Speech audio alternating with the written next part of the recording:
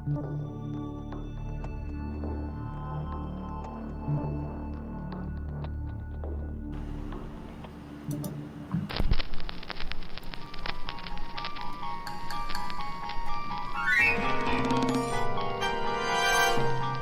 to a world of thrills, a world of drama, of capes and tights, a world where death is a revolving door.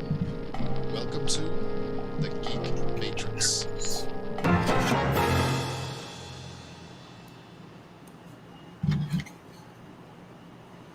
Hello and welcome to the Geek Matrix DC Comics Review Show number 610. Close. 200. Why do I keep doing that? 210. Holy shit. Yeah. Oh my god. Is it starting to feel like you've been here too long, Rob? I'm like, you remember how Deadpool released issue 1000 a few years back?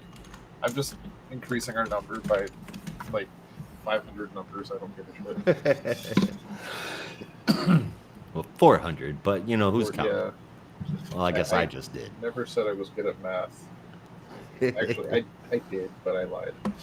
No, Anyway. You know what my Discord thing says. There's two things you need to know about me, and the first thing is I can't count. And what's the second? I'm still waiting, Josh. What do you mean? What's the second thing?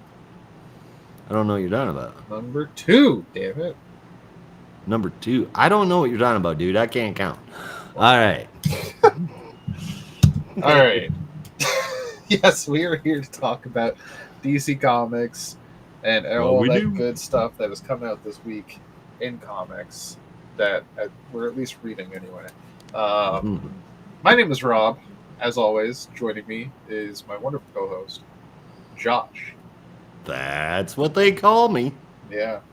I mean, it's not the only thing they call you, but typically. Yeah, ain't that the truth? Yeah. Sometimes I call you Joshua, and you hate it. I hate it when anybody calls me Joshua. I would much rather be called asshole. How about dickhead? That's like my favorite term these days. Dickhead is fine. Dickhead? Oh, okay. Yeah, I'm totally fine with dickhead. Hey, you. Actually, there really are no cuss words that I take offense to being called. Yeah, neither do I. Really. I mean, there's only one, realistically, and that's for personal reasons, but anything else, I don't give a shit what you call me. And that's for what reasons? Personal reasons. Gotcha. Yeah. Good chip. Yeah. Also, it's a word I don't agree with for, again, personal reasons, so I'm not going to say it on air. Plus, I don't want to get canceled before I really even get started. You can't get canceled for saying a word that describes you. Oh, it doesn't describe me. Oh, okay. All right. Yeah, I thought you were. It's an offensive word. I thought you were hinting at like some kind of homophobic slander. Well, I mean, yeah, like it's the F word. I don't like when people use that. Oh, got ya. Yeah. Fair enough. It's really the only thing. If you call me, I'm ready to throw hands. Okay, I got you there. Yeah. Unless I wouldn't worry. You are a member of the LGBT community, so yeah. I don't think you'd worry. I don't think you'd have to worry about getting canceled. But by all means, if it ain't in your vocabulary, just keep it out of it. Yeah. Like, I once tried to push the idea that, like, that's our word. You don't get to use it. Yeah. Kind of deal, right? 100% agree. Yeah.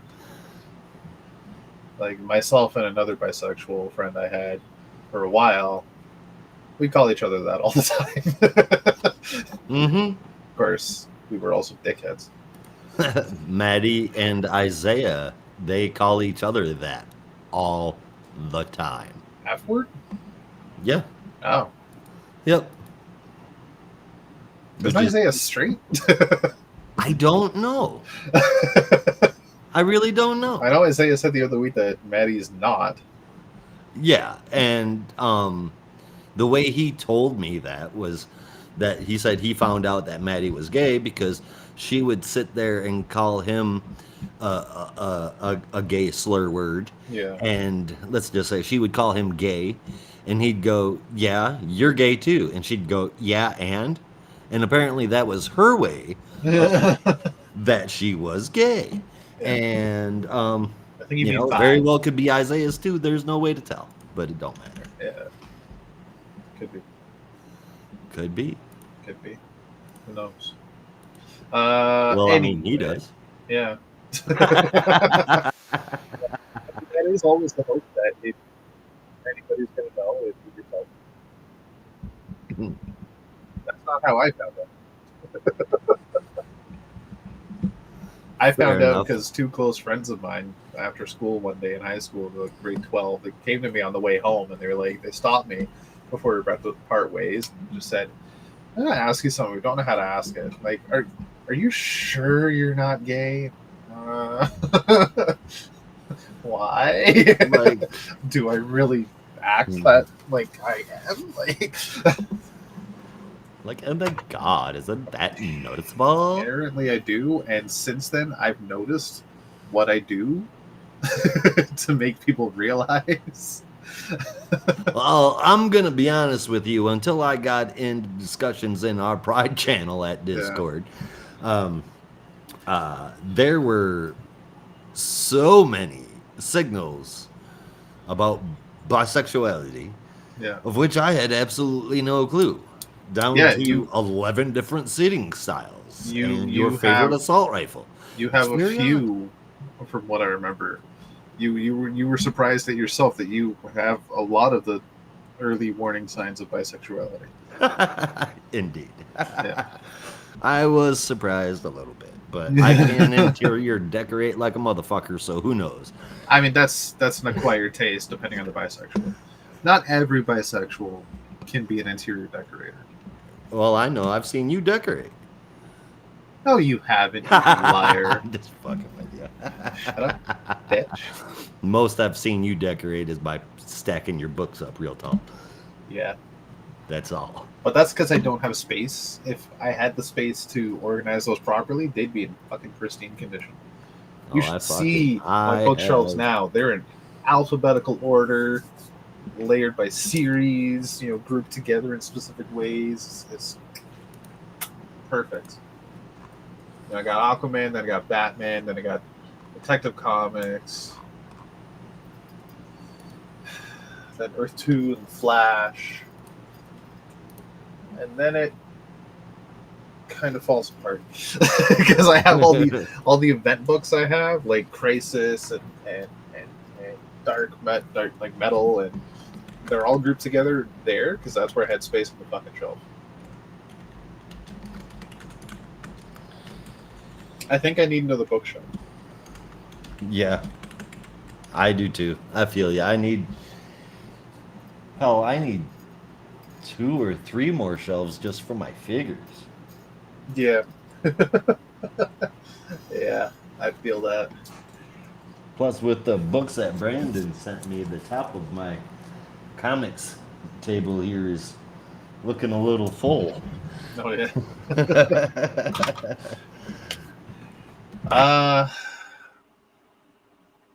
Speaking of comics, do you think we should talk about some now that we're here? We should, but since we're here, I wouldn't mind talking about one more little thing. And that is? Borderlands. Ah, Borderlands. Shoot away, kind sir. I have not had the opportunity to see the movie yet. Well, it's not out yet. I think it's out tomorrow. There should be no ratings going up on any movie sites until it's made by the general public.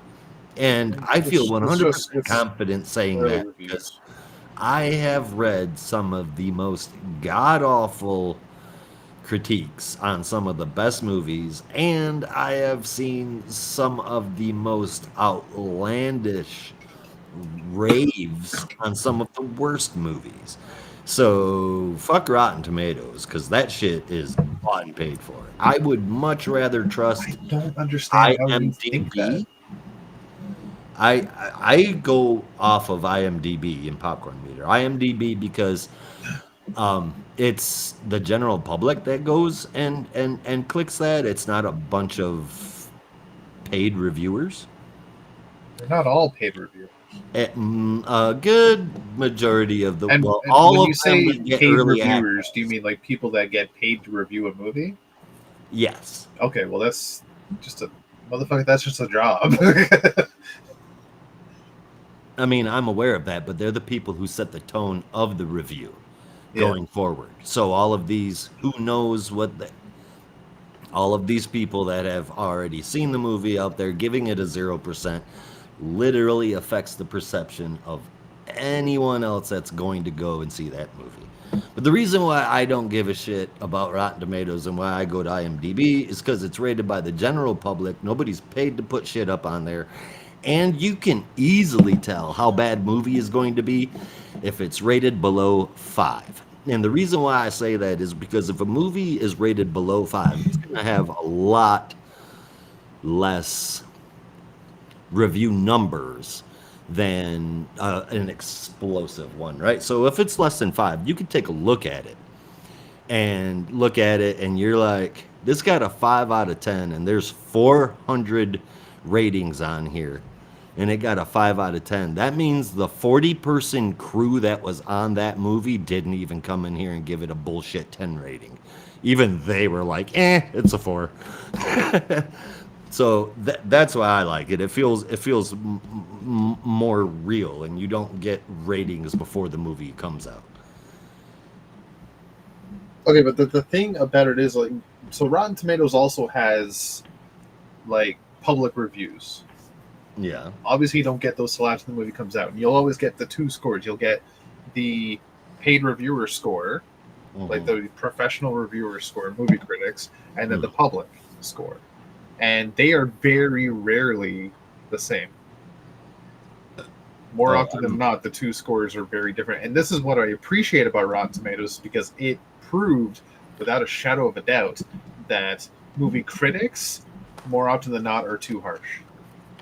And it proved that the idea of a movie critic is kind of an outdated thing nowadays, because in the world of opinion-based marketing and like just opinions being the pinnacle of everything and individuality reigning supreme, that seeing a movie or not seeing a movie because a reviewer said it was going to be shit is not the greatest choice, because it could turn out to be, for you, an amazing fucking movie. And you were actually a testament to that, Josh. Because somehow you like Morbius. Yeah, that's what I'm fucking saying. Yeah. Like, I'm still gonna give it a shot. I just haven't gotten around to watching it yet. I just, there's some scenes I've seen I don't like. But I need to watch it with context to really give it an honest opinion. Right? Do any of them involve that weird-looking motherfucker from House of Dragons? Because really, he's the only thing that threw that fucking movie for me. Are you talking about Doctor Who? Yeah. Oh, okay. Just say Matt Smith or Doctor Who. No, I don't want to call him Doctor Who anymore. I don't fuck I do not. with Game of Thrones, so saying to me that weird looking dude from House of Dragons means nothing. If I wasn't up to date on my actors, I would have no clue what you're talking about. Fair enough. But yeah, it's specifically that dance. I've seen other people more recently explain it in a different light. But it's still hella awkward. Very awkward. He's very awkward. Yeah. His performance in that and in House of Dragons has made me not want to refer to him as Doctor Who any longer. Why? Because I like Doctor Who, and I don't want to like him. He was great as Doctor Who. He really was. He's just, since then, it's... That's why I will only refer to him as Doctor Who. Just not quite as good of roles, I would say.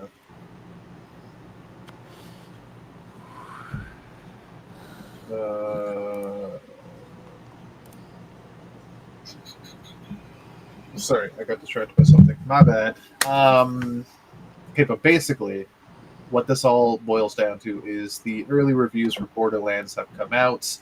The opening score on Rotten Tomatoes is in, and it debuted at 0% from the professional critics. 0. Since then, it has gone up. I don't know what it is currently, but last I heard, it gone up to a 4. Right. And honestly, like, just from the internal fan base of Borderlands, of which I'm semi a part of, I don't participate in discussion, but I am a lurker in the fan base, and I am a huge fan of the game series. None of the fans are particularly impressed with the trailer, and that's myself included, mostly because of the cast. It feels like the characters are all wrong. For me, I think the story might be there based on the trailer I've seen. The story looks like it's pretty fucking good, but the character work is so off kilter. It feels like an entirely original like entirely original group of characters. I mean to say, in a Borderlands story, which just makes it a new Borderlands game, because that's what you get every Borderlands game is a new cast of characters, but they're calling them the characters from the first and second games. That's a pet peeve of mine when that happens, because you're taking existing IP, existing ideas, existing plots, and changing it completely and saying, "Oh yeah, it's totally the same thing." No, it's fucking not. This is your original idea, and that bugs the crap out of me, because we are so starved in society for original ideas in movies, because we're just left with adaptations, remakes, and based on historical events. Which the third option there, I eat that shit up. I think those are always going to be a thing. Those have never been a problem, and I love those. Like World War II movies, for example, that kind of deal, right? Like, I love those movies. Those historical event movies are fantastic. But when 90% of the movies that end up in the theaters in a year is either an adaptation, a sequel, or a remake, it just gets stale. And this has been a debate for years, and we've been begging for original ideas. And this is the part that really pisses me off, is because we get a lot of movies that are original ideas, but they're being marketed to us as adaptations. There's something that would appeal. Yes. And the people don't realize, because these same people that are eating this shit up as an adaptation are the same ones who are leaving the theater and going like, it was great, but I want an original idea. I mean, motherfucker, you just watched one for 2 hours. And for example, perfect example, I'm going to say it, Joker. Joker didn't need to happen. I still haven't watched this movie because I don't like being lied to. I feel you, bro. Right? I feel you. 100% completely an original story. There's not a single thing in that movie that has anything to do with the Joker from the DC Comics. Other than the name Thomas Wayne. Yeah, which appears for 2 seconds at the end of the movie. Yeah, I mean, something like that, right? He shows up a couple times, but there's nothing that's impactful until the last scene. Yeah, and then it's like, well, that makes zero fucking sense. Yeah. That's not enough to me to call it an adaptation of a character. It's not. They just use the name Joker. It is a movie about a man who at one time worked as a clown, was not good at it, and went through an intense psychological breakdown. Yeah. That's all the Joker is. It's not about the Joker. No. And this man sucked at his job and figured, I'm going to start killing people.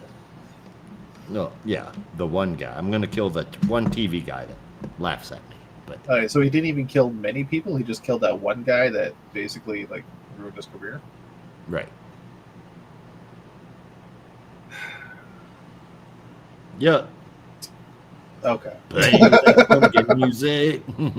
See, like, if they took away the clown makeup and made it another, because when it came out, all of my friends were like, "Oh, this movie's awesome," and uh, a lot of the ones that are not comic book fans in the slightest, they don't even care about cape movies anymore.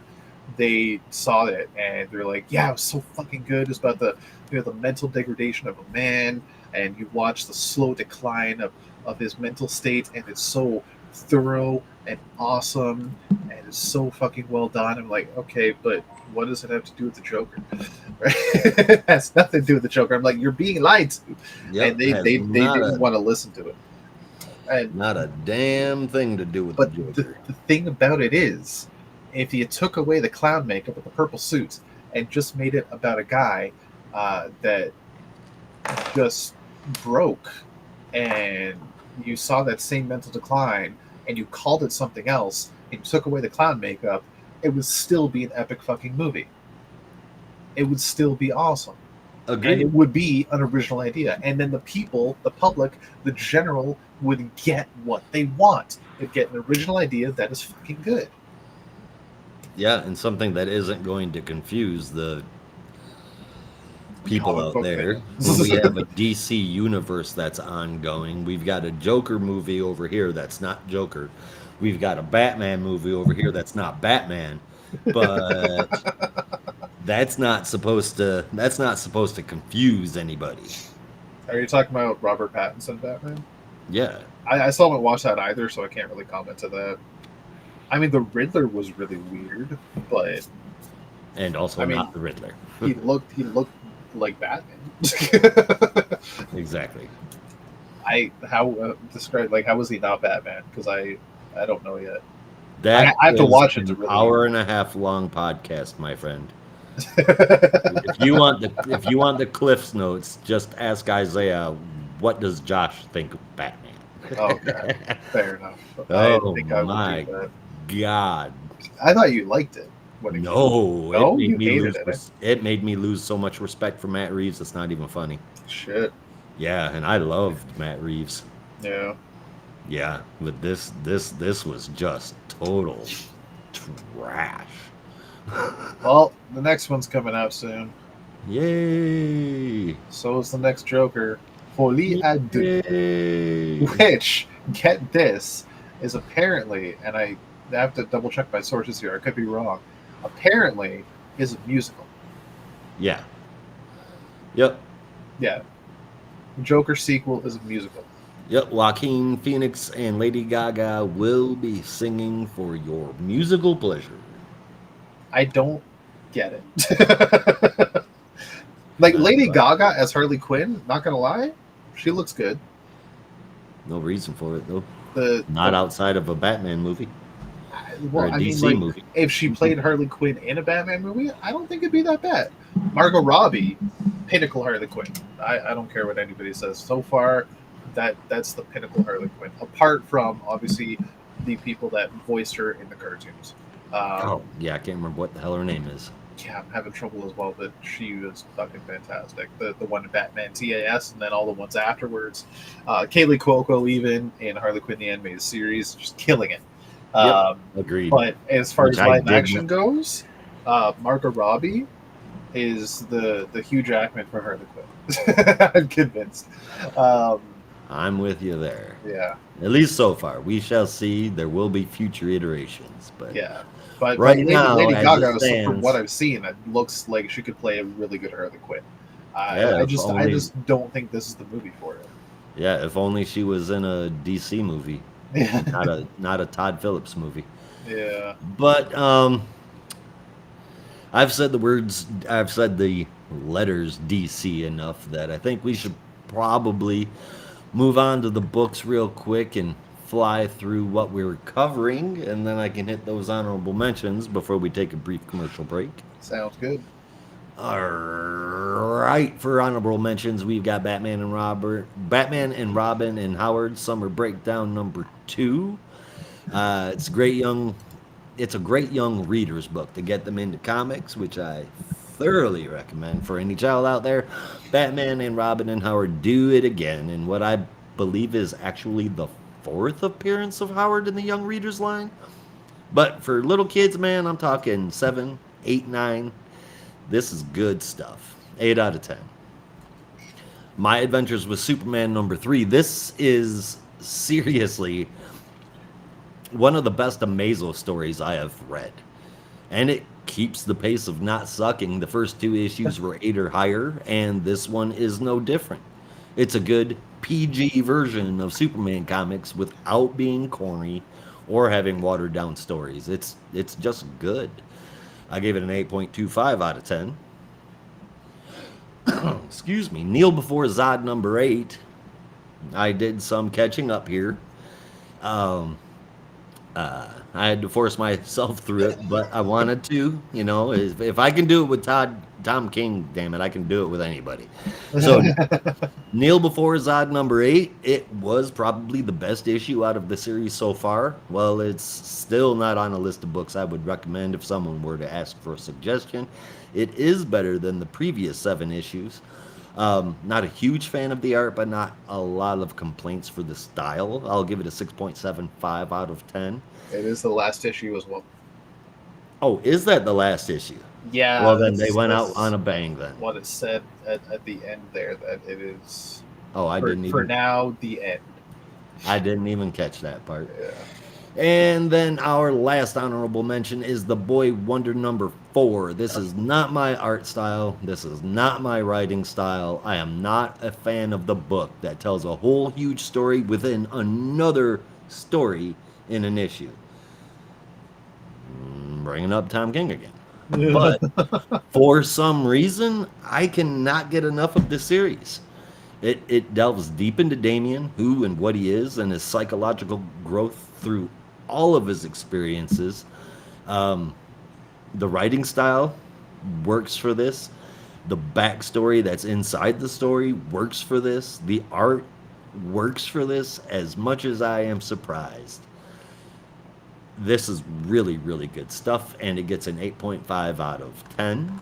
Hell yeah. And then after the commercial, we will be back to cover Blue Beetle number 11, Birds of Prey number 12, Shazam number 14, Gotham City Sirens number 1, Absolute Power number 2, and Batman 151. So, and with that... Well, before we go, I just want to comment on Kneel Before Zod and Sinister Sons. I get it's not for everybody, and I can completely see that, but I am like seriously correct. These 2 books, while heavily connected and connected to what's going on in Green Lantern to a certain degree, as we will see these characters again in upcoming issues of Green Lantern, as we saw at the end of Sinister Sons, that this is like the prologue to a greater, grander cosmic story. Yeah, it's involving these characters. Like this is the setup issue to deal with that. Yeah, the world's biggest setup issue, combining both of those series. Yeah. But hopefully, given that it is heading over to the Green Lantern universe, we will be looking at some really good stories, because Green Lantern has been in some good hands thus far. Yeah, Green Lantern needs a Annihilation story. Think so? Yeah, I'm not saying like an actual Annihilation story. I'm saying it needs an Annihilation type story, like something grandiose and set specifically in space, dealing with characters in space. Right? Oh, I believe we're heading there. I certainly hope so. I don't see any other option with everything that's going on now. Yeah. It's certainly going somewhere. It certainly is. And with that, so are we. We're heading out for a commercial break, and we will be right back. I will be right back. It really hurts me. Have fun. Oh, I will.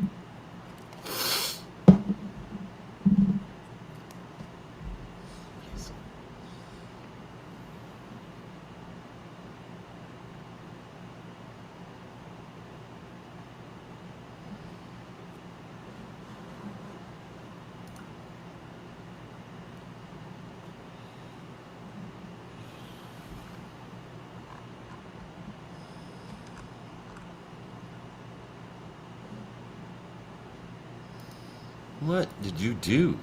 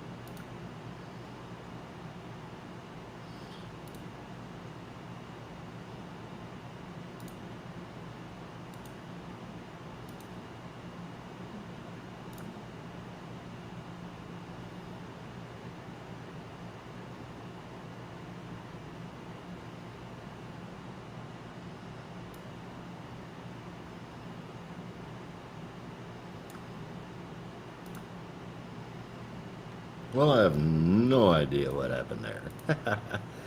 Well, that figures. Looks like I'll just have to figure it out later while I wait for my compatriot to come back. Seems that I have messed up our video transitions once again. So I'm gonna just do that here while we wait for him.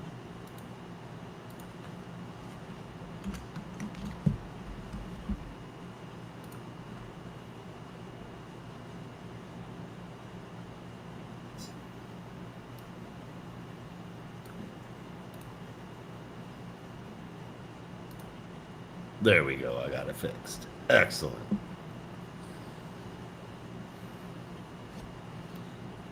I'm just sitting here waiting on my co-host while I have this incessant song going through my head from, oh geez,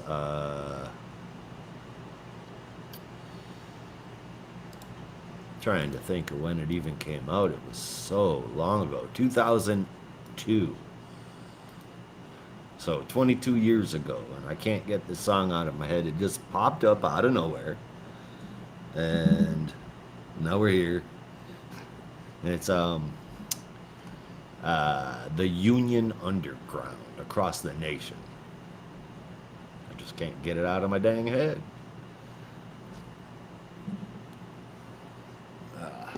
Much like all of this comic book nonsense that I am constantly gobbling down, it's at the forefront.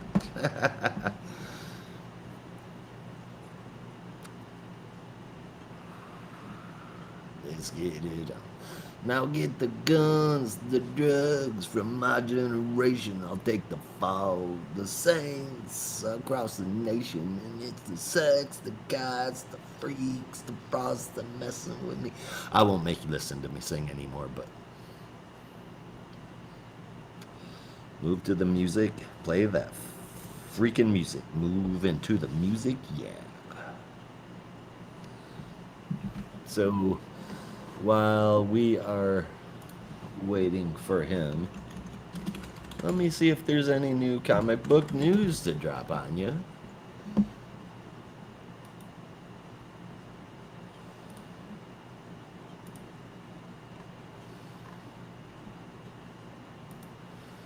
Got some interesting information about the new Superman that's going to be showing up in Absolute Superman.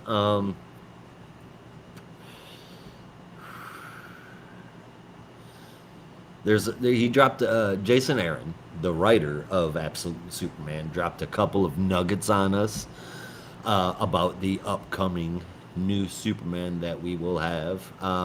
Now, something we already know is that the Absolute Universe is going to give us new versions of our classic heroes, offering fresh perspectives while not changing who they truly are too much. Not sure exactly how that plays out, but one thing I can tell you is that I'm hoping that it does. And Jason Aaron is a hell of a writer, so I've got some faith in him. I'm hoping that's not misplaced. But the things that he dropped on us is that Superman's Kansas origin is going to be radically altered because of Jason Aaron's connection to Kansas. Um,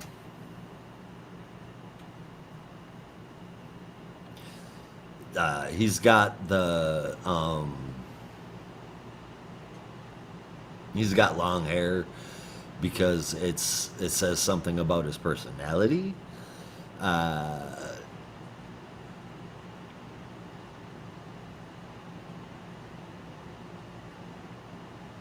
so Krypton exploded just like everything else that we've done before. But what happened when he came here was different. Um, you can assume his life in Kansas didn't go according to what we know. He's a guy with no family, no home. He's here in this world. So those things like we just talked about, part of the story being in Kansas is very important to Jason Aaron. So it's going to be radically different from what we know. Superman's also going to have that long, more emo haircut with some stubble. Uh, Absolute Superman debuts in Brazil with a different backstory and some challenges, yet somehow stays true to who Superman is. And an interesting thing is that Superman's cape is actually going to be made out of Krypton's dust, which is going to give it this unique grainy appearance, as I'm sure you've seen in a number of the photos. That is not just artistic interpretation, although I could see how one would think that, given that the tall grass that Superman is walking through looks very much the same. Um, so that's pretty dang interesting as far as I'm concerned. It makes me happy to know that Jason Aaron is such a massive Superman fan. Uh, but as far as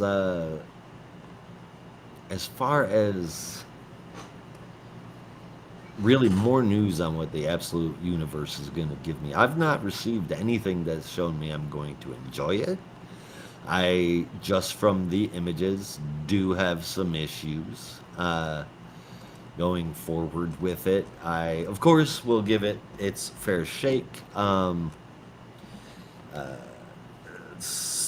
we've got a number of them that are coming, and a number of new versions of heroes, from what I understand. And Batman, Wonder Woman, and Superman being the Trinity. As always, it'll be really interesting to see if these are the heroes that we still know if it still feels like we know these heroes, because they do say that they're not going to be losing the essence of their core character. However, that could be really open to interpretation because we've seen a couple different iterations of what the core character of these characters could be, with maybe the exception being thrown to Superman, who has, for the most part, been very much the same character, slipping in and out of global hero and United States hero, the like.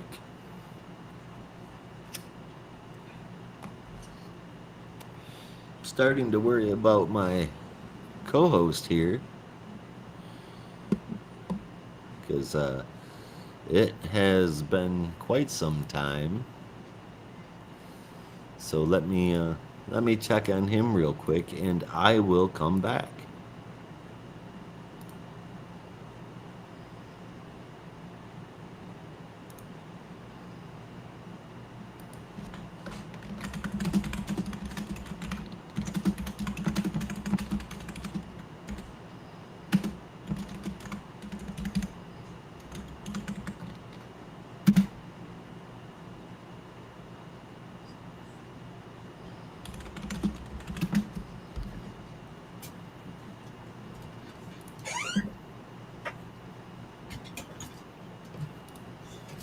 All right, we tracked him down, folks. So now you no longer have to hear me ramble on about the very little that I know about absolute power or how a 22-year-old song is stuck in my head. So, I got the girl.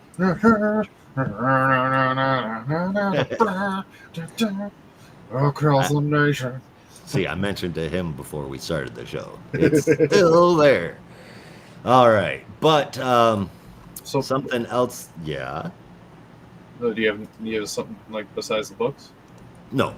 Oh, okay, That was so it. something I forgot to send you guys. I saw yesterday, the day before, or sometime this week. Hey, why do I click that? So, Absolute Superman, right? Yeah, the only thing that I've seen that's new that I wasn't aware of was that he'll be debuting in Brazil and that his cape is made out of Krypton's dust. Yeah, that's what I was going to bring up. That was confirmed by the writer.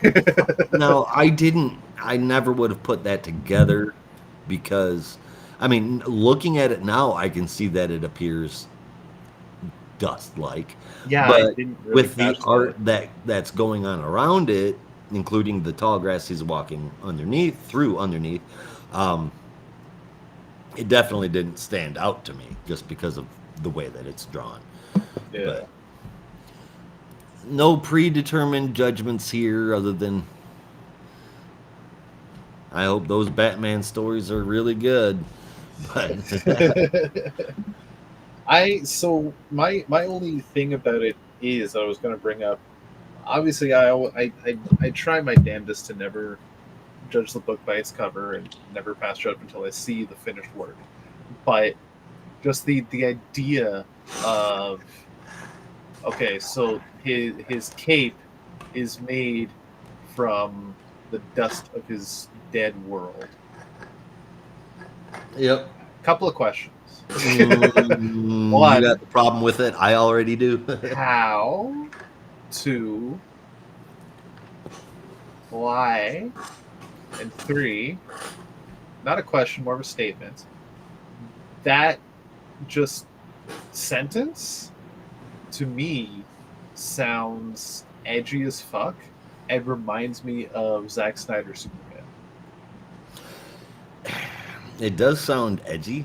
My problem with it is the reason why kryptonite hurts him is because it's from his home planet. Yeah, it's the ground of his home planet. Yeah, it's irradiated, but yes. Okay, so like, wouldn't the dust do the same? I mean, it depends if it's irradiated, because you can have just a normal rock from Krypton that was not irradiated in the explosion or through space or whatever, that would not hurt him. Well, that's good. Yeah, It's just kryptonite is rocks like from his home planet, bits from his home planet that were exposed to radiation. Space radiation. Yeah. Gotcha. Yeah. From what I remember, if I'm correct, I'm pretty sure that's what it is. Well, that is information that I missed, so or forgot. I'm not sure, but it doesn't matter. It's definitely one or the other. All right, you ready to jump into these, my man? Yes, sir. All right, you want to kick us off with Blue Beetle? Yes, sir. So, yeah, I figure we should get to the books eventually. I forgot I was gonna talk about Batman Cape Crusader, but I can talk about that next week when I watch a bit more of it. Oh, yeah, I got to get some in too. So I've only seen the first episode so far, but I'll talk about it more next week. All right, so this is Blue Beetle number 11, the last issue of the series. Very unfortunate, but here we are. This is written by Josh Trujillo with art from Adrian Gutierrez, colors from Will Quintana, and letters from Lucas Catoni. With the cover you see in front of you from Gutierrez and Luis Guerrero.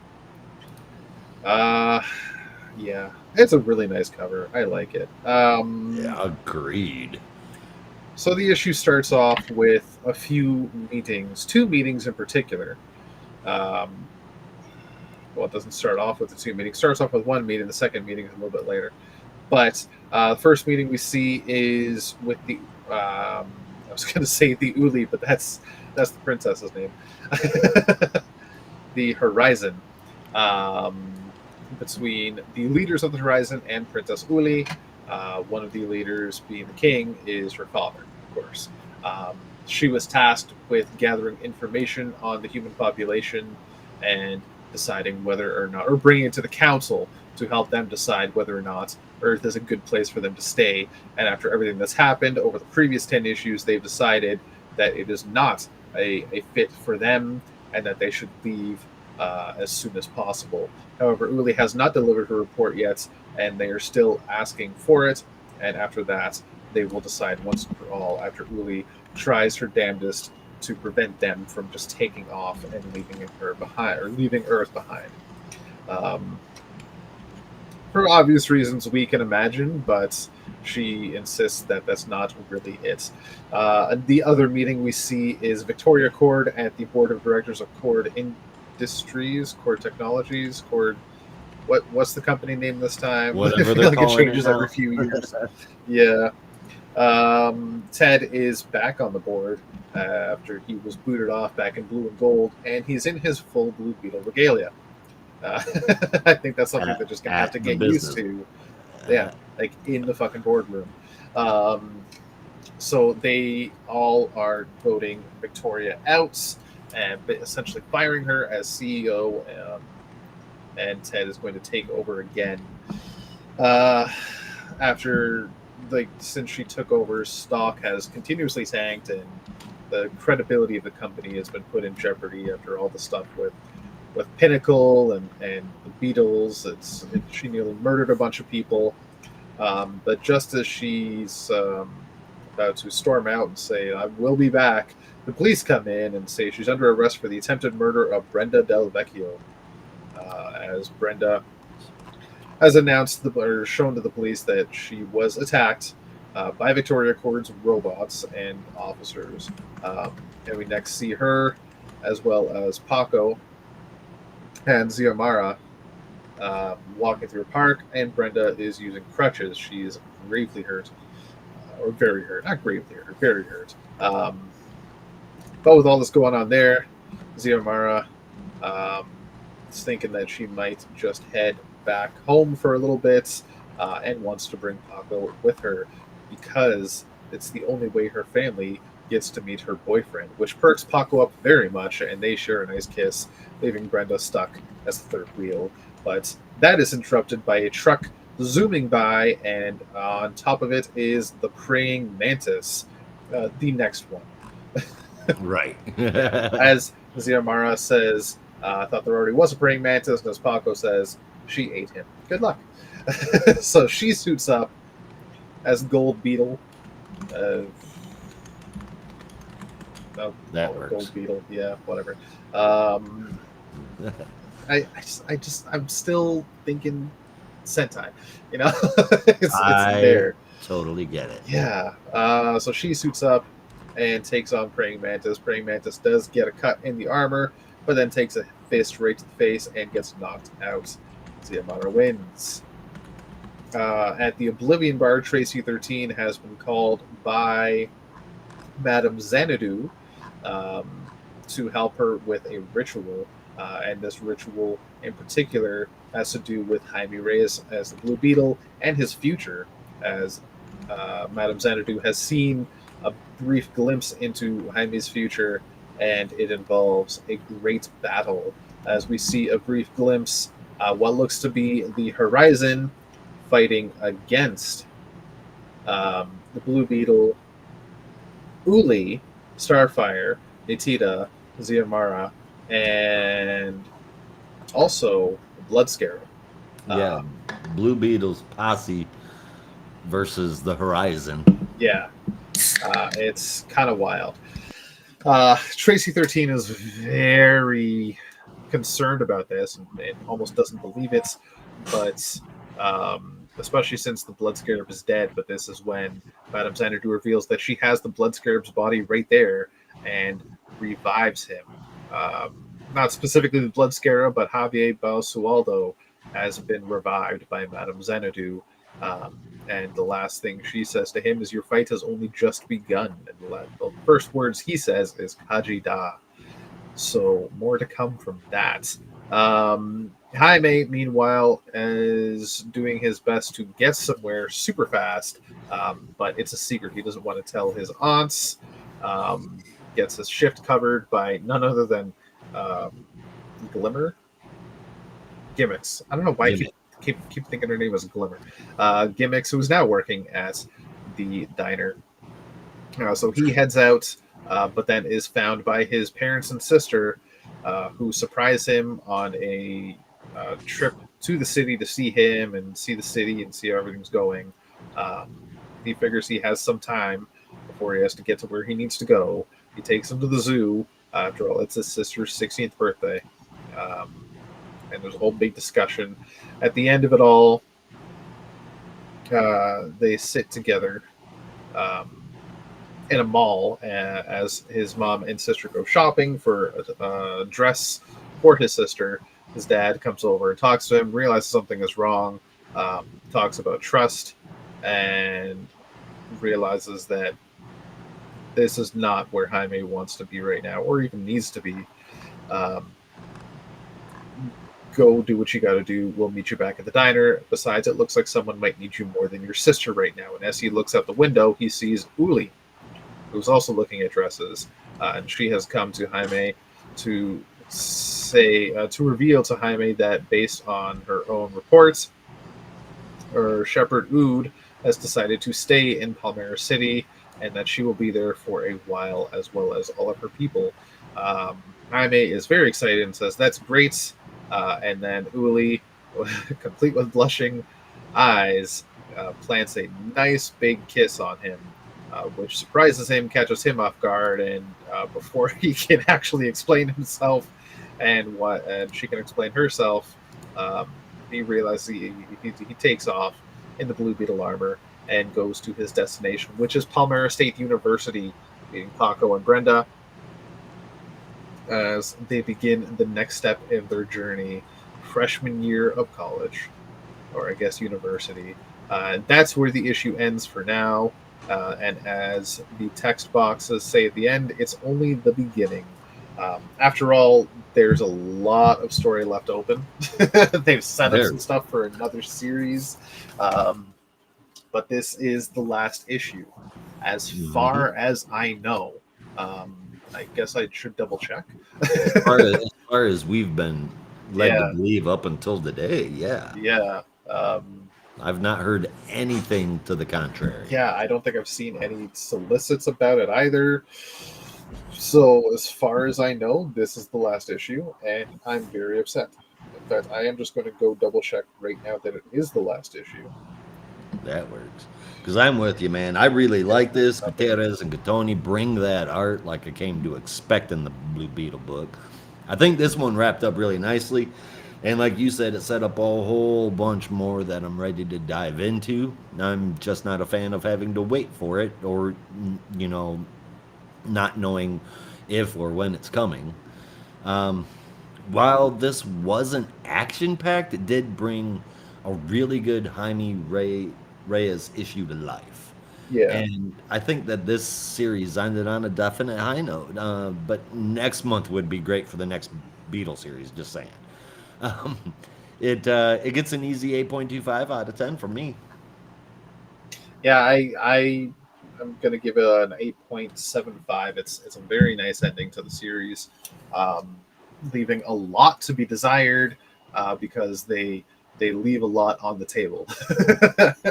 And despite the fact that Blood Scarab had died, he is being revived, which I so that vision just brought back my whole hope that this is a Sentai book, and that we're still getting started on Blue Beetle, the Sentai series. Like, Right. please. At some point, all of these beetles are going to form an even bigger beetle. That would be so dope.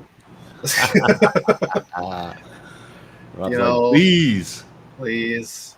please, DC Jaime, needs the Power Rangers.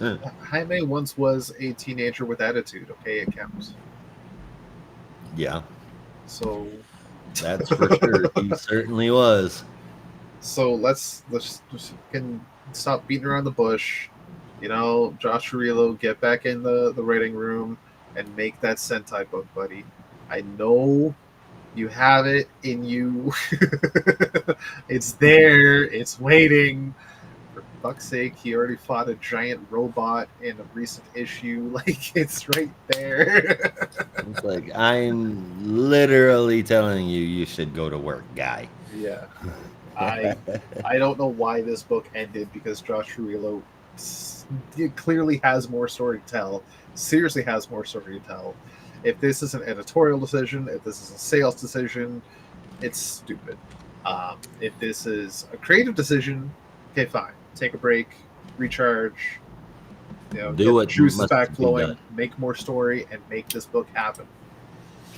Please. I'm hoping that this is just a break until the universe settles down and then a decision gets to be made afterward. Unfortunately, this is the second time in the past 2 years that this has happened to Jaime Reyes. Um, Yeah.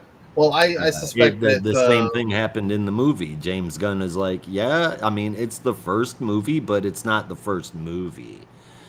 So Blue Beetle just kind of, you're talking about okay, the movie. yeah, I it thought you were just talking kind of about like his stays there.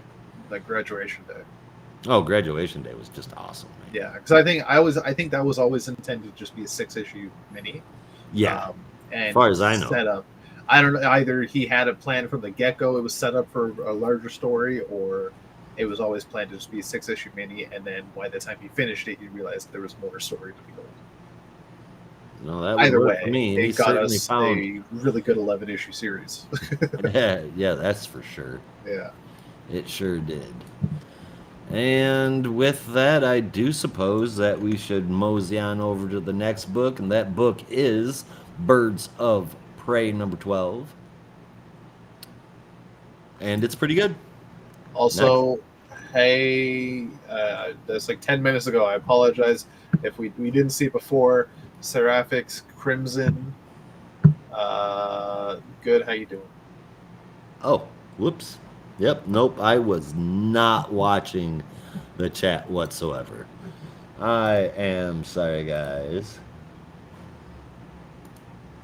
Thanks for keeping an eye on that, Rob. Um,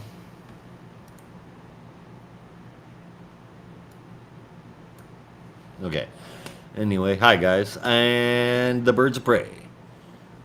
Right? Yeah, Birds of Prey. Let's change that over. Not what one would expect to see on a Birds of Prey cover, a bunch of chibi dolls. But here we are, written by Kelly Thompson, art from Javier Pina, Sophie Campbell, and Gavin Goudry, with Jordi Belair colors and lettering from Clayton Coles, with the cover by Leonardo Romero, with Belair colors again. It is the penultimate issue of this arc, so let's just jump in. Still in the heat of the battle as the rest of the team heads for a portal, Vixen seems to be clobbering the snot out of Maya. They think that they can take her, but need to find Babs first. So off they go into another portal, and on the other side, they come out as cartoons, which you could tell by the cover. Um, Sin had never been exposed to cartoons, but assumed that since they were for kids, they were all fluffy and safe. But it turns out that, like cartoons, there's anvils falling from the sky and stuff, so not exactly a safe harbor. They do find Babs pretty quickly, head to a bar, drink root beer, and bitch about it, and then Cassie comes up with a plan. They need a big amount of energy to get a portal open, and the commotion from making it will draw Maya. Um, well, the birds get into a huge fight with some militaristic bunnies, and that does the trick. Uh, Bunnies took a little bit of an offense to Barda throwing one into space, as it's reported. The portal opens, Majira engulfs Maya, and then, reluctantly, because historically things don't work out the greatest, Sella jumps into the portal first, remembering that the thoughts of whoever goes into the portal first determines what kind of place it is that they will end up. According to Cass's plan, Sela needs to think about her sisters. So she does, and she jumps through. Here, outside of the pocket dimension, Zealot and Meridian are not dealing well with having to be patient or not knowing what's going on the other side of the portal. And that's when Constantine shows up with Xanthi of the Spirit World, which I was really happy to see. Yeah, that was cool. Xanthi is probably my favorite character from that new initiative, and I'm glad to see that they are back. Uh, so Xanthi reaches into the portal, turn around, and they ask, "Are you sure they're not dead?" And that's the issue. What the hell? Yeah. So things were crazy when they were just stuck in a pocket dimension, and now Xanthi has opened up this whole other box of WTF. With just one issue of the arc left, it will have to be written really well to be satisfying, without being rushed. But this issue itself, it really shined for me. It had action, it had comedy, it had emotion, all with pretty dang good art, especially when drawing normal-looking Maya in the cartoon world. That was really impressive, the way that it looked. It looked fantastic altogether, and altogether this was pretty dang good. I will be giving Birds of Prey number 12 an 8.25 out of 10. I rather liked this issue. I thought the switch in the art style was really cool. I'm liking that each new world they go to isn't just a new world and a new aesthetic, it's a new look. This one was just bloody adorable. It really was. And this book continues to just be fun and be super interesting. But this issue is 90% fun and interesting, and very little like plot development apart from a lot of like character interactions, which was really cool. But the major plot development that I was really hooked on was the last page, where we see Xanthi show up and ask, "Are you sure they're not dead?"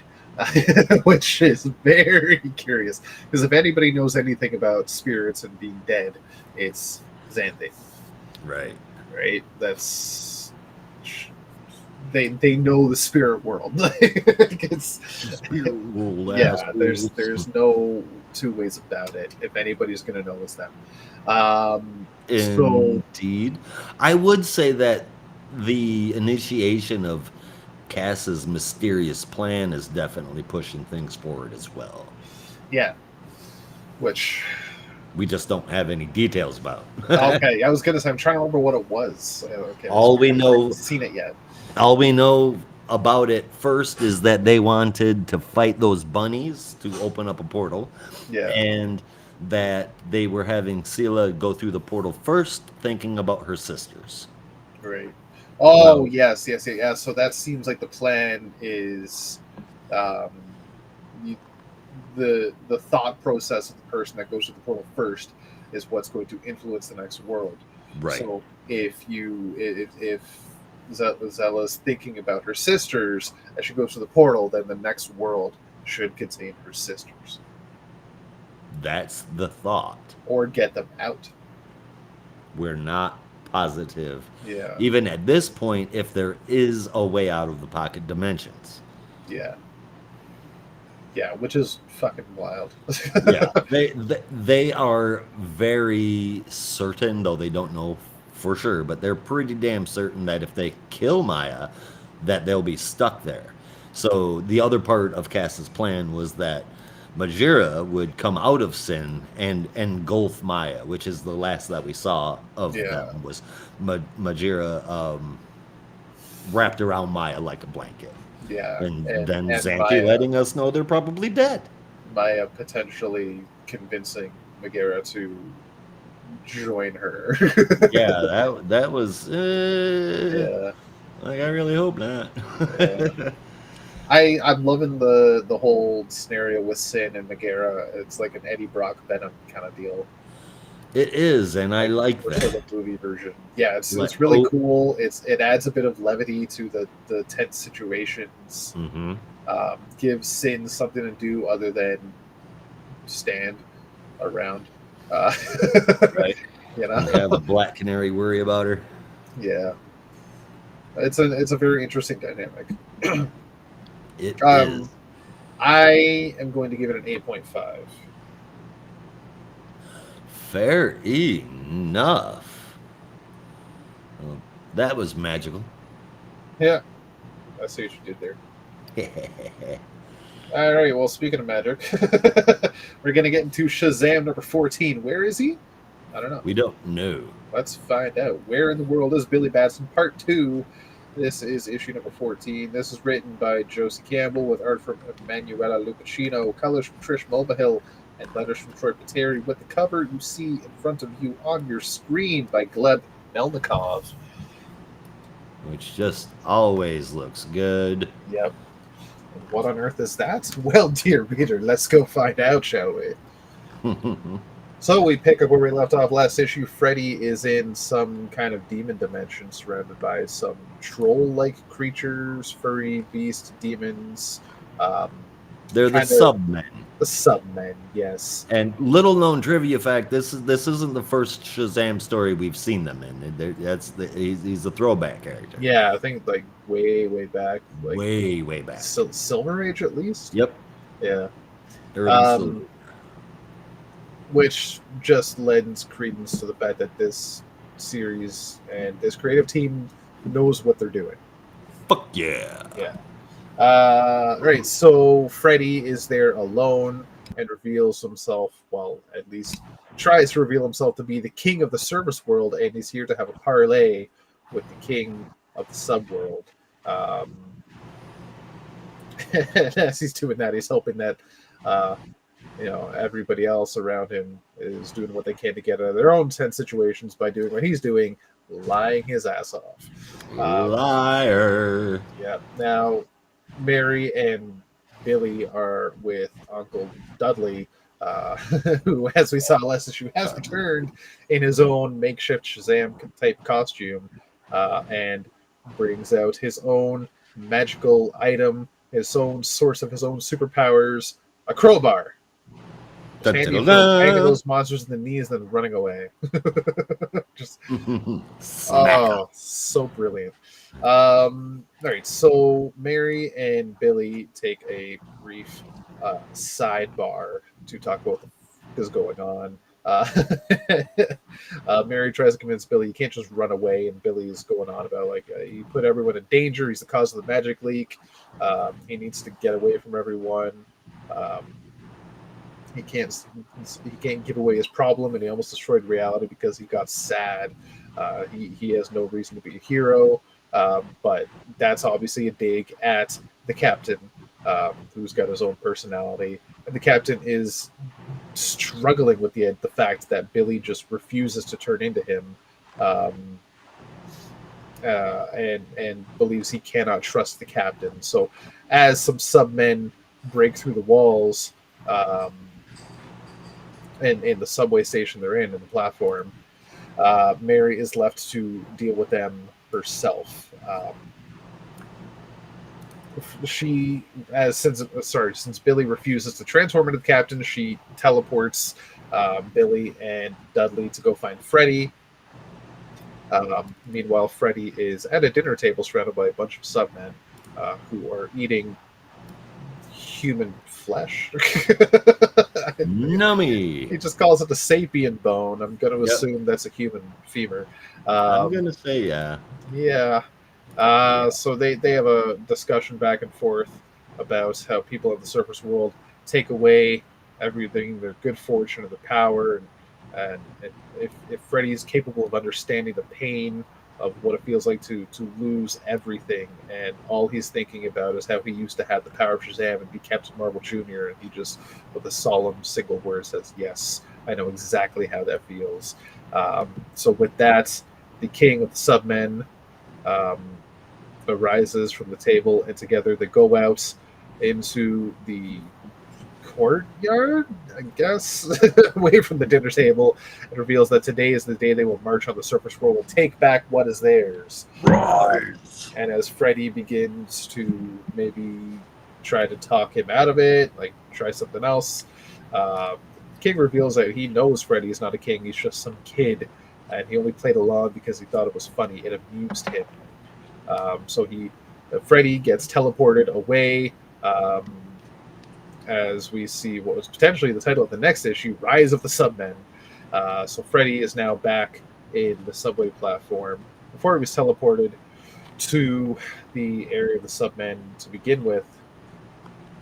Yeah, that right. Yeah, that is a submen. And finds the green jacket-clad person that can pull things out of tattoos or graffiti. Graffiti. So yeah. this is definitely not primer, y'all. No. And with that, she pulls a knife out and says, "I know how to make ghosts." Just holy shit. Okay, I'm not going to go to the whole speech, but it's a little terrifying. It's a bit intimidating. Yeah. Meanwhile, on another platform, Trifle. Mary is having a Mary's having a hard time with the subman that she's fighting, just as a few more appear. And meanwhile, on the third platform, Billy and Dudley are in a platform that is falling apart. The captain is begging, pleading with Billy to let him out, but is also talking to somebody else. If I can't, saying like, "You brought me here, but if I can't reach him, then help me save Billy." Billy. Help me save them all. As we get an image in the mirror, he's looking into help me help you, all Jerry. of the kids, including Uncle Dudley, be in grave danger. But then we cut back to just Billy and Dudley as Billy sees what potentially is a cherub, just like a little toddler in a toga, standing on the train tracks, crying and asking for help. And as Billy goes over to him, I was going to say cherub again, the little kid runs off and climbs underneath some boarded some 2x4, some boards boarding up the entranceway to the tunnels. Dudley didn't see it, and he thinks that Billy's going through a hallucination. Some kid in a toga. Yep. Is this toga kid with us right now? No. But using the power of his magical crowbar, which is just a crowbar, he screams out Shazam and bashes the boards down with his totally normal crowbar. It says, voila, superpower. Voila, superpower. Yeah, it was fantastic. But at that point, Billy is revealed to be telling the truth because they see some magical door behind these boards. And as they get sucked into it, Billy awakes in a grassy field outside in the world somewhere. Dudley is nowhere to be found, but he finds that little boy, which I'm convinced is still a cherub, and says the toga-clad kid tells him to run away. It's the end of the world. Time of monsters is here, as we see they are being chased by a giant subman. It's the end of the Yep. world as we know it. There's Monster Man. You don't have to stop me. So as we find, as it says in the text box at the end, find out who survives the invasion of the submen in issue number 15. As the kids are facing down certain doom. That's the end of the issue. I rather liked it. I'm loving this series. I'm loving this story. Since Josie Campbell took over, nothing. It feels like nothing changed. Right? It's only been the one story arc, if I remember correctly, so far, but Yes. it flowed so perfectly out of what was happening before with Mark Waid. Um, it's just it didn't miss a beat.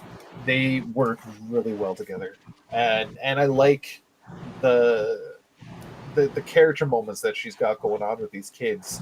Mary is in a place where she's doing her thing as Mary Marvel and is comfortable. She's got her own god power, but she's still learning how to be the adult of the situation. But Billy is dealing with his personal demons, and Freddy's dealing with his personal demons, and I love where they're going with both of those. Billy doesn't want the power. Freddy wants the power. Who's going to get it? Right? Not the one who wants it. Nope. At least I don't. So. It's all backdropped onto some beautiful art that works really well with the comedic elements. It's a really well done book, a really well done issue. I'm honestly going to give this a 9 out of 10. Fair enough, and I can't blame you for liking it so much. I cannot be any clearer. This is a Shazam book. Josie Campbell could literally open up a "This is how you write Shazam" workshop. Yeah. She could teach Mark Waid. She could remind Jeff Johns. This is how you do a Shazam book. We have had plenty, but it has been a long, long time since it felt like I was reading The Adventures of Shazam. And these last few issues have really hit that sweet spot for me. Good action, good story, silliness, caring, the whole 9 yards, plus, of course, world ending monsters and Uncle Dudley. It's great. And it looks awesome throughout the whole thing. This is really exactly what I'm looking for in a Shazam story, and it's what you're looking for in a Shazam story, too. Thank you very much, Campbell and Company. Thank you very, very much. This one got a very easy 8.5 out of 10 from me. Right on. And I mean, sound the alarm, am I right? A siren, if you will. Siren indeed, and that's what I'm going to do. Written by Leah Williams, art from Matteo Lally, colors from Triona Farrell, letters from Hassan Atsmani Al-Hal, and the cover from Terry and Rachel Dodson. Okay, so we start out with a brunette named Jaina, seemingly running for her life, and then a bunch of shirtless yet masked dudes riding horses are chasing White Rabbit. Quick reminder here for anybody that doesn't know, Jaina Hudson is White Rabbit. She can split into two bodies. One remains her, and the other one is White Rabbit. So, I mean, okay, I guess technically she doesn't split into two. She kind of generates the White Rabbit body, I guess. Anyway, she's running, and Catwoman nabs the Jaina half, saying she has some questions. Next, we cut to Harley in the park, and a herd of bison stampeding through with more cowboy dudes chasing them, this time on four-wheelers. Harley takes those guys out, finds out that the bison is some kind of biomechanical thing. Then two of the guys start talking like they've been playing an online video game and talking about how they just bought these avatars. And then their eyes burn out of their head. Harley runs to Ivy with the dead guys and a bison charging her, then says that they need to take it to Catwoman, of all people, to hack into its guts. Yummy. Next, we're with the large group of weird-ass cowboy dudes, some fully clothed, some shirtless, some bare-ass naked, and this is where they drop the body for White Rabbit. Now, Jaina can see through White Rabbit's eyes because they're the same person. Now we're with some kind of a hot tub webcam model that the cowboy dudes are just staring at, and then at some sort of real life video game where people are being hunted or something, with cross promotions being done between the video game and the energy drink that seems to be the character here. And the energy drink is called Exo Punch, and you can get free punch bucks. Do you see where this is going? It started naming that pretty close to the beginning of the book, so the reveal that Punchline is behind all of this was zero surprise at all. Though her morphing from a YouTube star asking for social justice into a webcam gamer bikini girl seems odd, but whatever, I guess. The next week caption says Robo Bison, hot tub live streaming, and murder. Tune in next week to find out what the hell is going on.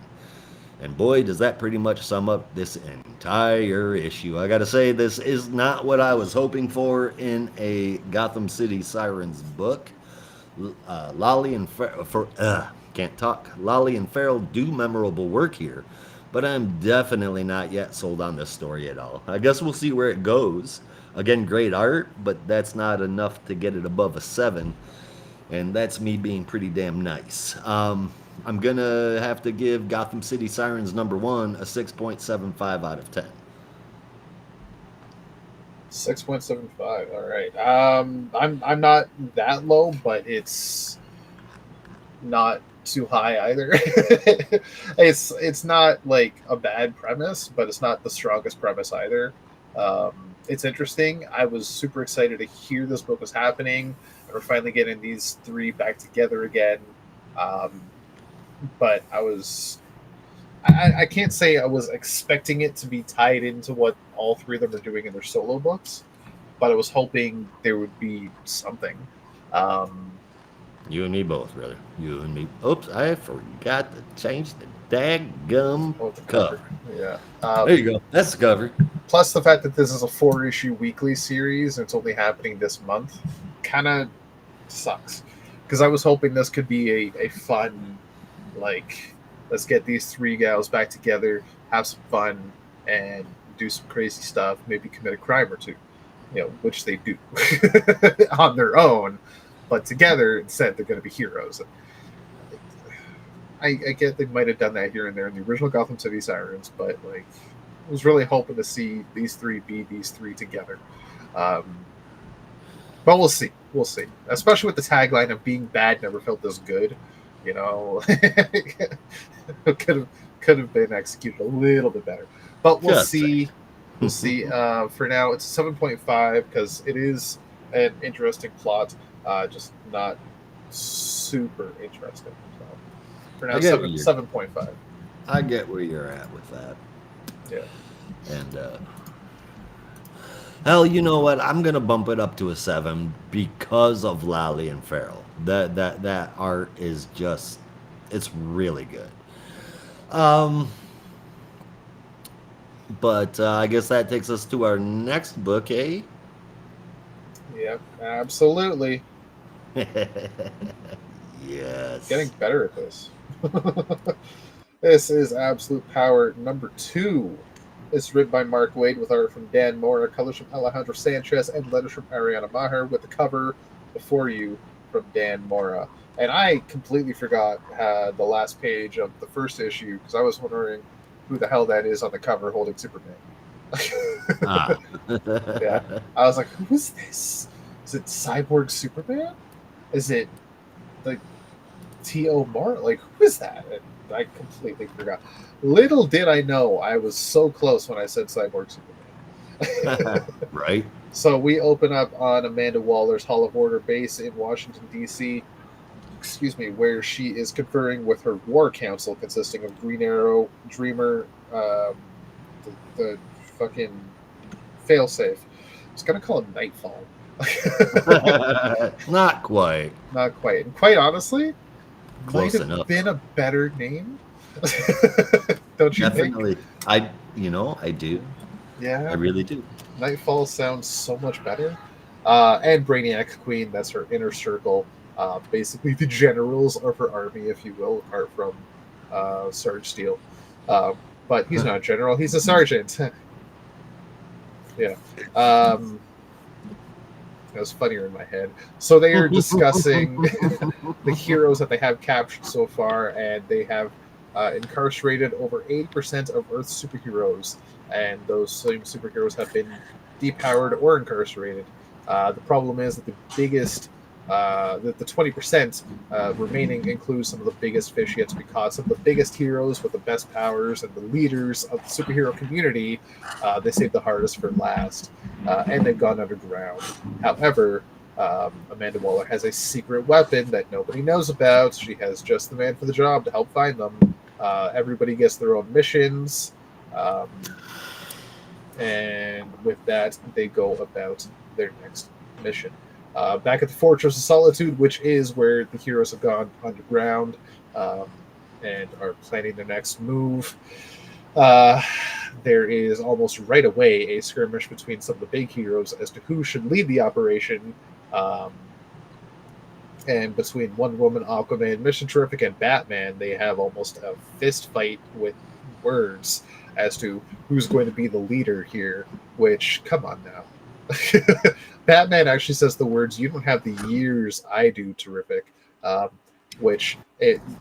have the years of experience, meaning you should know that now is not the time to fight amongst yourselves. You fool. But lo and behold, who stands up and ignores all of that because he's too busy with his own team, the Titans? Nightwing, motherfucker. Big Daddy Dick. That's what I meant to say. Big Daddy Dick? Big Daddy Dick. I think Big Dick Batty would be nice. like Batman, like Batman, but that sounds filthy. Big Dick Daddy doesn't sound much better. I said Big Daddy Dick. That's just as bad, if not worse. And I think you know that. you could say, okay, like Big Dick Daddy is just like a crude nickname for somebody who could be like a father figure or a major badass in a fight, right? But saying Big Daddy Dick, that's talking about a singular thing there. That's a singular person, you perv. That's the last word is dick. I don't know. All right, fair enough. I wrote that one for the joke. It's not as innocent as when I did Raven Choke's Dick. Look, no matter how you mean it, how you intend it, when dick is involved, it's never innocent.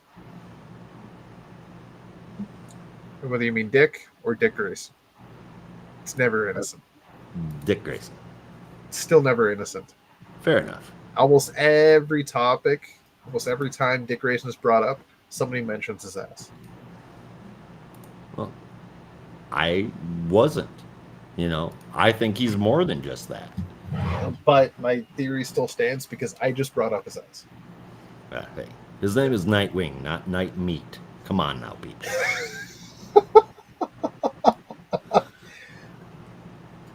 Now he's making it all about his ass. Anyway, this sweet piece of ass standing up and being the hero, the leader that everyone needs, and with some brief words of encouragement, Bruce then goes, "That's my boy." Yeah, that's your boy? 2 minutes ago you were saying, "No, I'm going to be the leader." Yeah, okay, shut up, Bruce. Not the mama. Yeah. That's a fucking pull right there. I'm curious how much of our viewer base gets that reference. And if you haven't watched the Dinosaurs TV show, you have missed some things in your life. Or you weren't born in the early 90s. Oh, nonsense. It's all over. It's out there somewhere. You got to watch it. Yeah. It was quite interesting, especially the final episode. Yeah. Holy shit. And that show was made for children? Yeah. Okay. I think. But I watched Rocko's Modern Life, and I'm still not convinced I was supposed to be watching it when I was 8. So no, everybody that watched Rocko's Modern Life when they were 8 says that now. Yeah, yeah. Because you go back and you see things, you're like, why was this on the kids' network? Right. Why was this on Teletoon? Same thing with me and Cartoon Network. I'm like, or I think it was Cartoon Network. Yeah, Ren and Stimpy. I'm like, Jesus, I knew they were raunchy. Yeah. I knew my parents shouldn't know that I was watching it, but having gone back and seen it, I like it. Like, I get their point now. Yeah. I might be misremembering it, but I'm pretty sure I distinctly remember a scene where I think Ren licks Stimpy. Which one's Ren? Which one's Stimpy? No, Stimpy's the cat. Yeah, because this is Ren goes, Stimpy, you idiot. Stimpy, you idiot. Yeah. So yes. Ren licks Stimpy, and it's supposed to be like a metaphor for licking a cat, you know, if you catch my drift. Yeah. And I don't know why that always stuck in my head, but that was like from any Ren and Stimpy I did watch, that's maybe the most raunchiest thing I could remember. And I'm just thinking, why was I watching this as a kid? Right. It's like I love the Animaniacs, but the one thing that I remember more than anything is fingerprints. Yep. Exactly. No. Yeah, that. God love animators in the 90s. They just stuck in jokes for the adults. They did indeed. Fantastic. Even what was 20 years, kids, you're gonna love this. The House of Mouse? No. It was a Disney cartoon after school. Yeah. I think it was called Mickey The Mouse House thing. of Mouse. Yeah. Yeah. And I heard Mickey Mouse call somebody a blowhard. And like when I grew up, that was not a word I was allowed to use. I turn around and I'm like that when Mickey was new, like calling someone a blowhard or just saying they're talking a lot of gas, like they're blowing smoke kind of deal. Like being a blowhard is just like you're talking a lot of nonsense there, you nutto. And I feel like the animators just continuously think Mickey Mouse is stuck in the 30s. Minus the racism.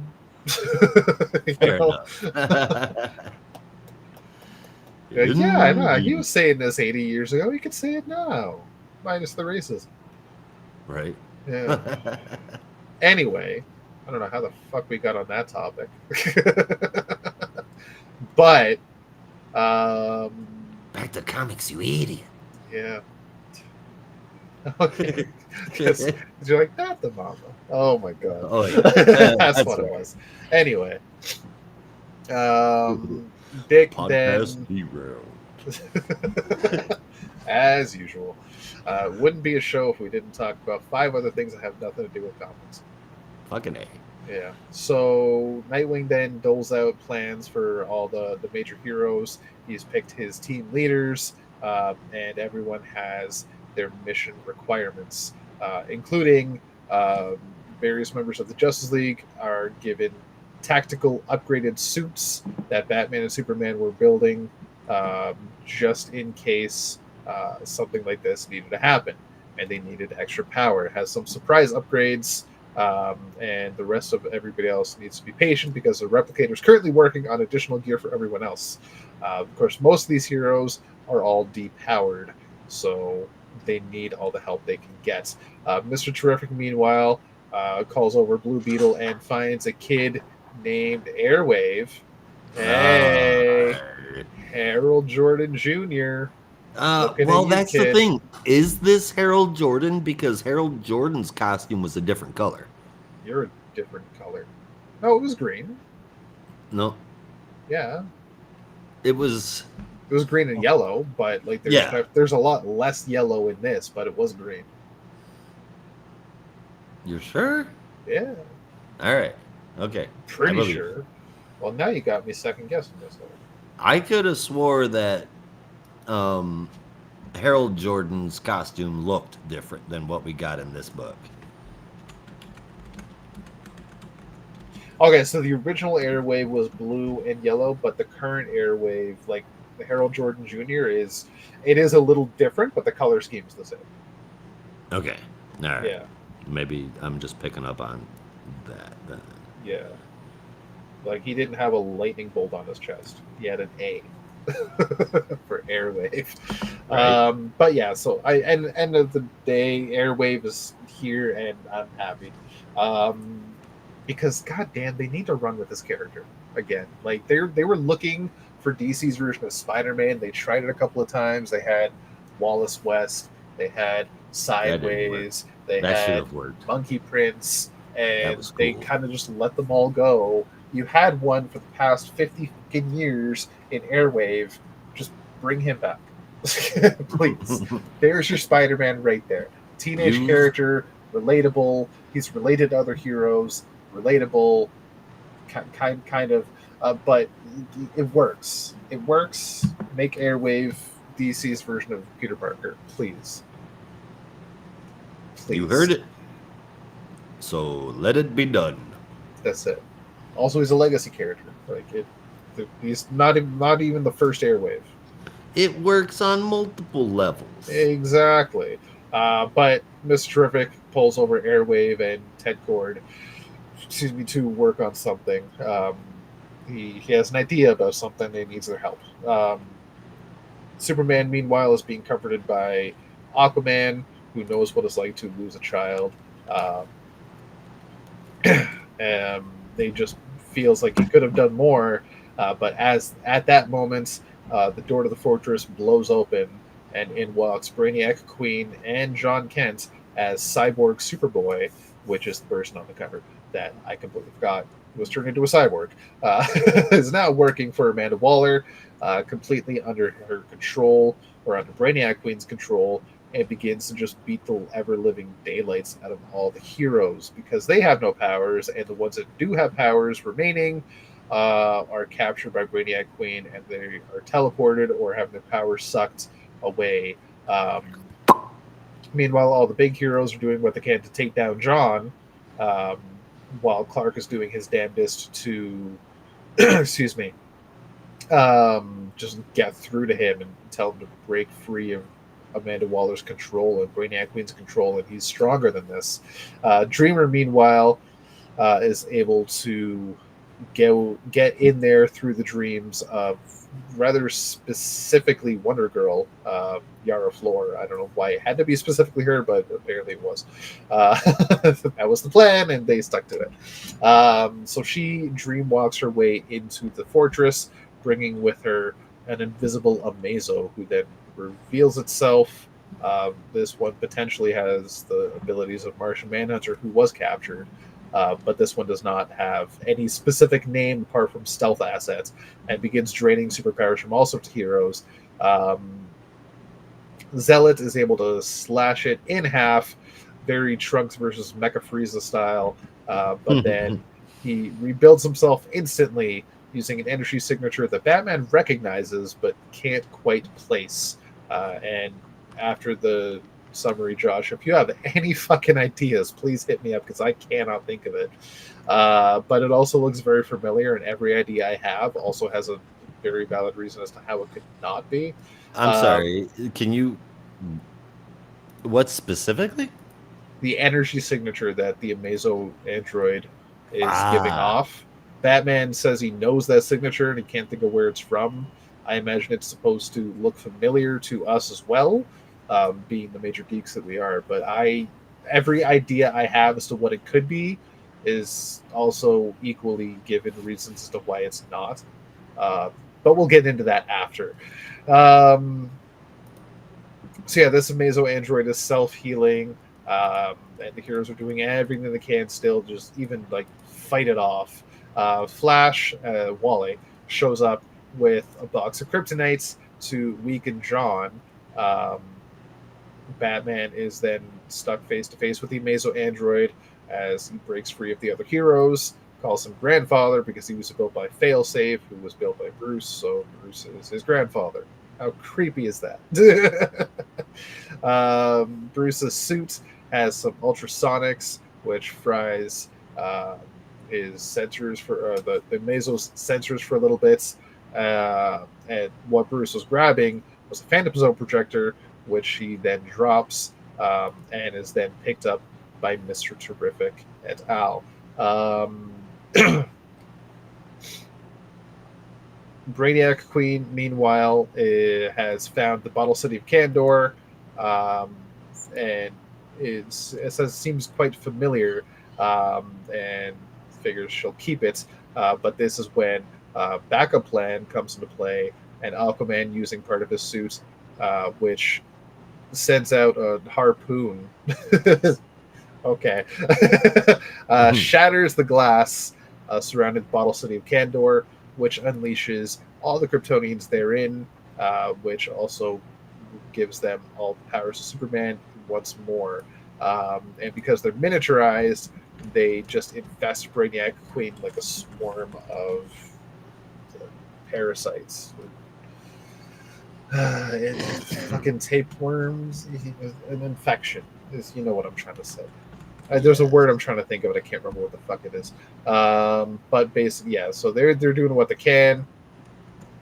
But the Kryptonians. Well, I was trying to figure out that other word you were saying. No, I mean, just about anything's got to be better than tapeworm. Yeah. Yeah, you're probably right.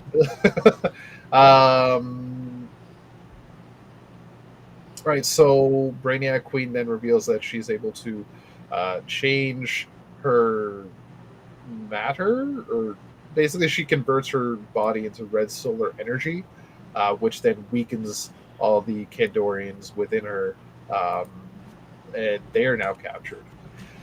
Clark sees no other way around this. Kandor was their Hail Mary, so he figures it's time to self-destruct the fortress.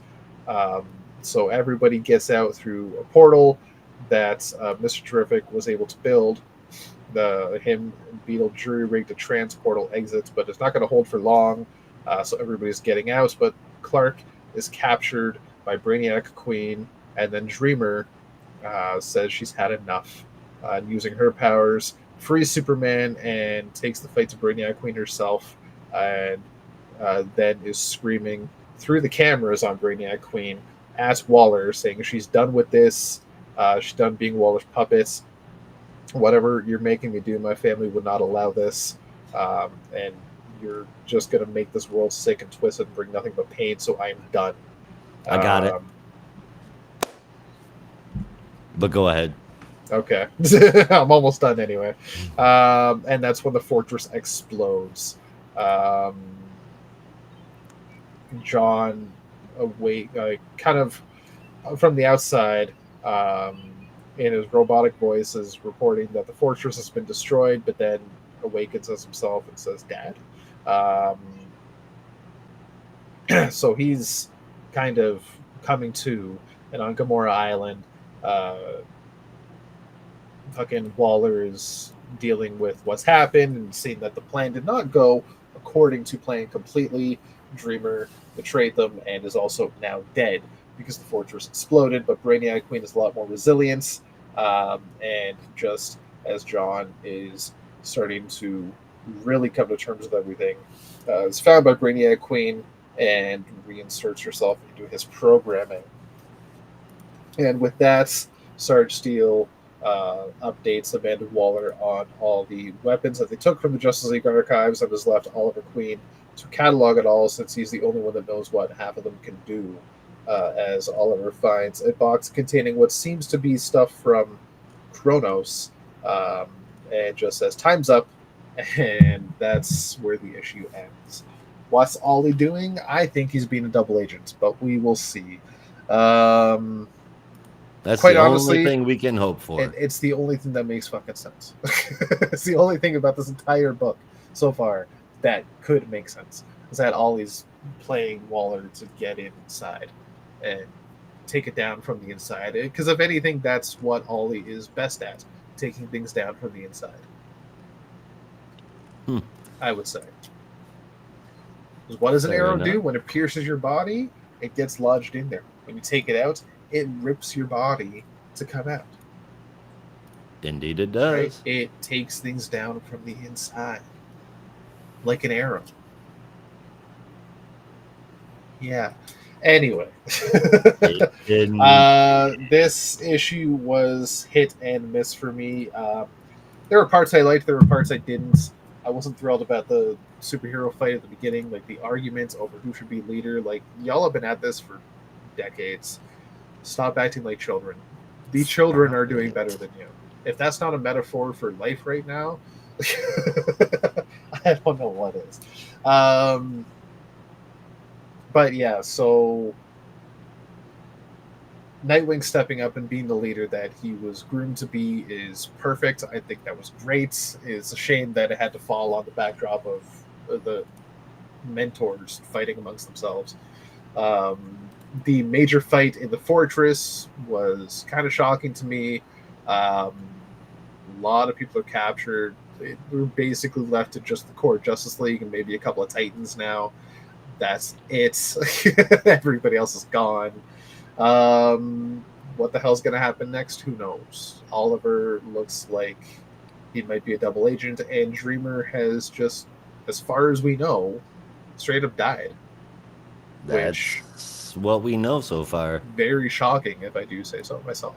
One thing's for sure, the art is fantastic throughout the issue.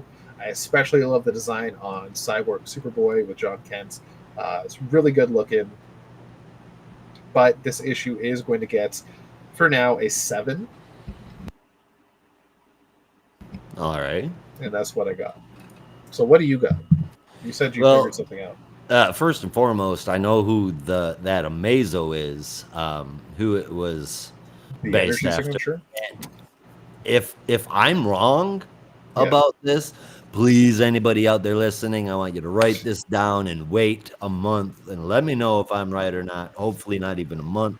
But this particular Amazo can self-heal. Yeah. Can turn invisible. Yeah. Seems to be able to manipulate the energy around them. Yeah. Yeah. So one other thing I need to check real quick, but I don't have a real good look at it. But so are you familiar with Lyral Docs? Or Lyral Docs? I was never able to figure out how to Brainiac 3's real name. Oh, Brainiac 3. No, so Viral Dogs is Brainiac 2, right? Viral Docs. This is Viral Docs' son. Okay, so no, I'm not familiar with Brainiac 3. All right, so Brainiac 3's dad is Viral Docs, Brainiac 2. But the mom is one of the founding members of Legion. Okay. Was a member of Rebels. Okay. Can turn invisible, can manipulate energy, has accelerated healing and mutated physiology. And their name is Stealth. With no actual real true identity ever given for the character.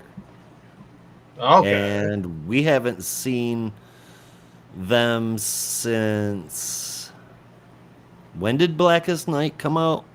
What year? 2009. 2009? Yeah. Right. So it was in 2009 during the Blackest Night event where was the last time that we saw Stealth alive. Right. Or dead, rather. But yeah. Okay. That was quite some time ago, but I am very, very sure that this is who that is. Now, I have a question. Does Stealth have a green and purple color scheme? If you look at Stealth, and you look up on their whole deal, they've got a bunch of different ways that stealth has been drawn in Legion and Legion Archives and a couple of Elseworlds books, and two different main comic book appearances. One is more of a let's say amateur special ops kind of person. Mm-hmm. And then the other one looks very much like a 1990s chick with a V-neck and a 3/4 length leather jacket, lots of pouches, and a giant gun. That one I see right now. Both of them have pink eyes Right. and have unusual hair. One is blue, the other is white. But as far as like a color scheme specifically, no, there's never really been any specific color scheme that I'm aware of. But then again, I mean, this one has some blue, some red, and black and gray. So it looks very stealthy, even if it's not matching her color scheme quite right. But they only call her, I'm convinced already. They only call that Amazo Stealth. So that's my best guess as to who that is right now. Oh, okay. As far as this book, 80% of the depowered heroes, 80% of the heroes are depowered and caught. The 20% that remain are underground, and of course, are the best heroes. A couple of pages in, we get a complete reprint of a page from the last issue with Batman and Terrific arguing like school children. I want to be the boss. No, I do. Yeah. Smack, smack. Go to your room. What happens to Dreamer and the Brainiac Queen after being caught in the explosion?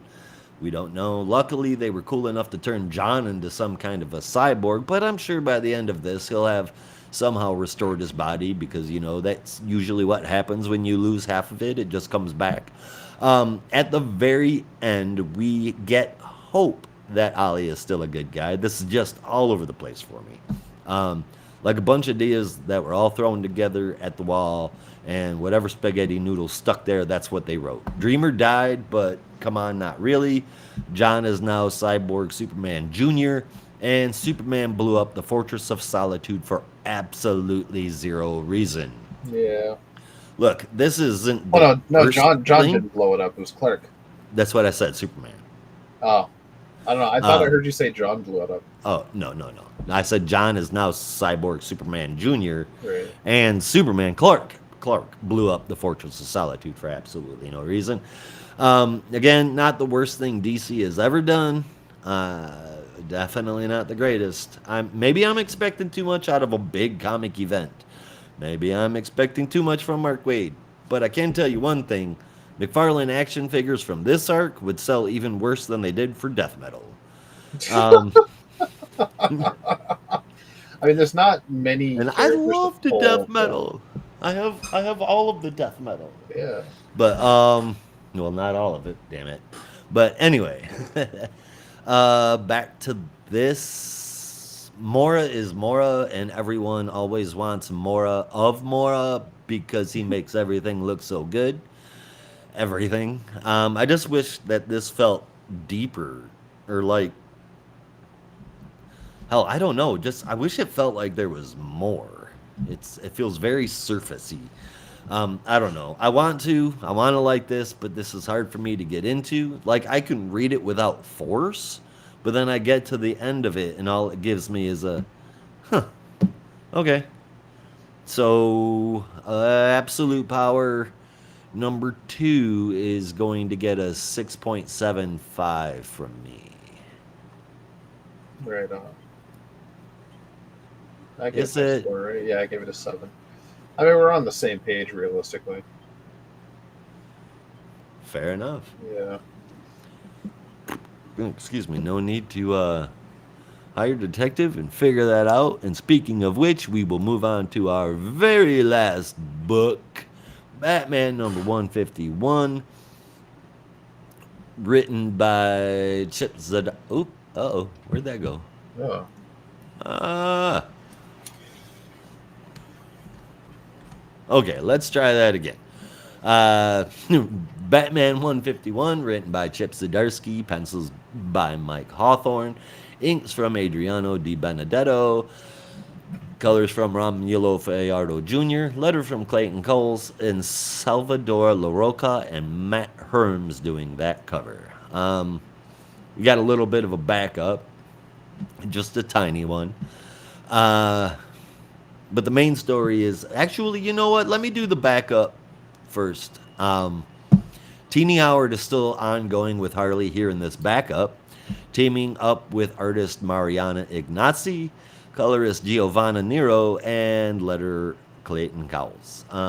And this one is tied into Absolute Power. It's pretty simple with really good art and colors. All the heroes are pretty much gone, but Riddler isn't quite aware of that. He does his typical Riddler thing, and Harley shows up because there's no one else to save Gotham. He's going to cause a nuclear meltdown at the power plant. Harley tries to beat the answers out of him, but knocks him unconscious. So her and the hostages manage to figure out the riddles and save the day. The only problem is, this is a national security risk, so Harley has to sign an NDA, and no one can ever know how she saved Gotham from a nuclear meltdown. That figures. Sorry, Harles. It's fun, and it looks good. I'll give it an 8 for a backup. That was pretty impressive. But as far as the main goes, it was the book begins with Batman recruiting Catwoman to help him steal the mother box that Nightwing ordered him to retrieve in the last book that we covered. They head to Okinawa in disguises, where they know that Waller is keeping the mother box, while while Bruce distracts the U.S. general he's meeting as a representative of a private military group called Sentry Globe, which sounds an awful lot like Spynet to me, but that's a different story. He manages to bribe the general to give them a black spot hidden from view, somewhere to train his soldiers in preparation for what comes next. Meanwhile, Selina, having been escorted out of the meeting, starts sneaking around the base in search of the mother box. The general takes Bruce, in disguise, to the location that they can use, but says that they can't get access to the special bunker base without or with any amount of money, which is ultimately what Batman was there for. So Bruce slips on the bat cowl and says, well, I'll take it a different way then. Catwoman has followed the Suicide Squad that she found, hoping that they will lead her to the box, but she gets found out by Black Alice, who does not have her magic powers stripped away. Though her power is actually just replicating the powers of those around her, but I guess here it is straight magic. There's been some back and forth with Black Alice and what they've been doing with her, so I can't get too pissed off. I really want regular Black Alice back. Anyway. I hear you. It was a really interesting character. Anyway, so Clock King and Deadeye are fighting Selina, and then they fight Batman as Selina gets away. The whole time, Clock King is counting down the seconds before someone arrives. They were supposed to meet them there at an exact time. That someone is a cyborg-looking Bizarro, and he's not happy to meet them. Batman is able to Bizarro speak his way out of the situation, but that's when Selina says, I need you here now. I found something, and it's not a mother box. He gets there, and indeed it's not the box, it's a boom tube, opened up perpetually, it seems. Batman reasons that the mother box has to be hidden on the other side of wherever this boom tube leads. They both know it could be deadly, but they ignore that and don some breather masks and jump on through anyway. They find the mother box. It's on Zarnia. Batman goes outside to figure out while Catwoman tries to steal the mother box. She trips an alarm on the case it's sitting in. Batman turns to run back to help her, but gets shot in the chest by Gunsmith, of all fucking people. Of course, he's in a badass bat suit, so he's okay, but the house, or rather, it's actually Waller's family morgue that she moved to Zarnia, blows up, seemingly with Selina inside, until you look real close at the picture and see that she's actually thrown outside by the explosion. And then that is when Deadeye, Black Alice, and again Bizarro show up. And that is the end of that. Rob, why are the tie-ins so much better than the main story in this event? It's normally the other way around, right? It's not supposed to be like that. I mean, this one is, and I appreciate it. It's a whole lot in one book, but it doesn't feel rushed or crammed in. It's just the right pace with just the right amount of story development. And of course, Hawthorne and Di Benedetto are just as big of stars here as Zdarsky is. They pull everything here together and make it work so well. Um, this one got an 8.5 out of 10 from me. It could have been higher, but there were a few poor dialogue choices that just came across really corny. But it gets an 8.5 nonetheless. And again, that backup I gave an 8, but I'm not going to let it drop down the main store. The whole book, Batman number 151, is going to get an 8.5 out of 10 from me. 8.5 is pretty much my score as well. I was kind of debating between two numbers, and I'll just call it 8.5. It is a lot more interesting. It's not the perfect story, but it is a lot more interesting.